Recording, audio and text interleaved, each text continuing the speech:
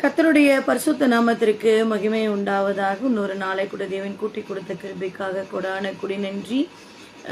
பகல் முழுவதுமாய் தேவன் நம்மளோடு கூட இருந்து இரவை கூட காண செய்திருக்கிறார். அவருக்கு கொடான குடி நன்றி. இந்த நிகழ்ச்சிக்கு வந்திருக்கிறவங்க எல்லாரையும் ஆண்டவராய் இயேசு கிறிஸ்து நாமத்தினாலே வாழ்த்தி வரவேற்கிறேன். நேற்றிலிருந்து இந்த நிகழ்ச்சி நடைபெற்று கொண்டிருக்கிறது.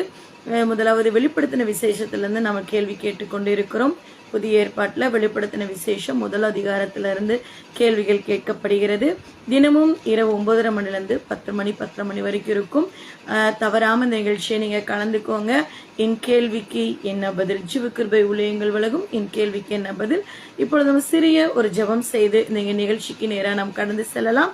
என்னோட இணைந்திருக்கிறவங்க மறக்காம ஷேர் பண்ணுங்க.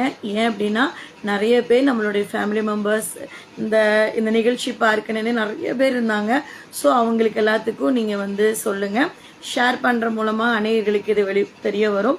ஸோ நீங்கள் ஷேர் பண்ணுங்க, கர்த்தருடைய நாமத்தை மகிமைப்படுத்துங்க. இப்போ நம்ம சிறு ஜெபம் செய்து இந்த நிகழ்ச்சிக்கு நேராக நாம் கடந்து செல்லுவோம்.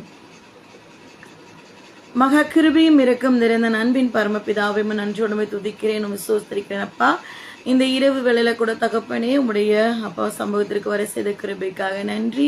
ஒரு சிறிய அப்பா ஒரு நிகழ்ச்சியா இருந்தாலும் தேவனி இதில் நாம மகிமைப்பட நாங்கள் செய்ய தேவனை கிருபை செய்யுங்க. இதுல நாம மகிமைப்படட்டும். ஆண்டவரே இயேசப்பா, இதை பார்க்கிற ஒவ்வொருவருக்கும் ஆசீர்வாதத்தை நீங்க தாங்கப்பா. சிறிய ஊழியமா இருந்தாலும் தேவனை இதில் நீர் மகிமைப்படுவீராக. தகப்பனே ஆசீர்வதிங்கப்பா. தொடக்கம் முதல் முடிவு வரை உடைய பிரசன்னம் உடைய தயவு எங்களோடு கூட இருந்து நடத்தட்டும். பார்க்கிற வருகிற ஒவ்வொருவரையும் பேர்பராய் தனித்தனியா ஆசீர்வதிங்கப்பா. அப்பா நீங்க மாத்திரம் மகிமைப்படுங்க. மீதியான வெள்ளம்படை கரத்துல கொடுக்கிறேன். மீட்பெரும் ரட்சகரமா இயேசு கிறிஸ்து நாமத்தில் ஜெபிக்கிற நல்ல பிதாவே, ஆமேன் ஆமேன் ஆமேன்.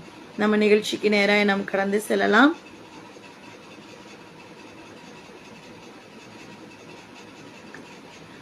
வெளிப்படுத்தின விசேஷம் முதலாவது அதிகாரம். வெளிப்படுத்தின விசேஷம் என்னோட இருக்கிறவங்க ஷேர் பண்ணுங்க. வெளிப்படுத்தின விசேஷம் முதல் அதிகாரம். கேள்விக்கு நேரம் நாம் கடந்து செல்லலாம். நேற்று கேள்வி கேட்டிருந்தல பாதியிலிருந்து நான் தொடங்குறேன். திவ்ய வாசகன் யார்? வெளிப்படுத்தின விசேஷம் 1வது அதிகாரத்தில் நான் கேட்கிறேன். திவ்ய வாசகன் யார்? திவ்ய வாசகன் யார்?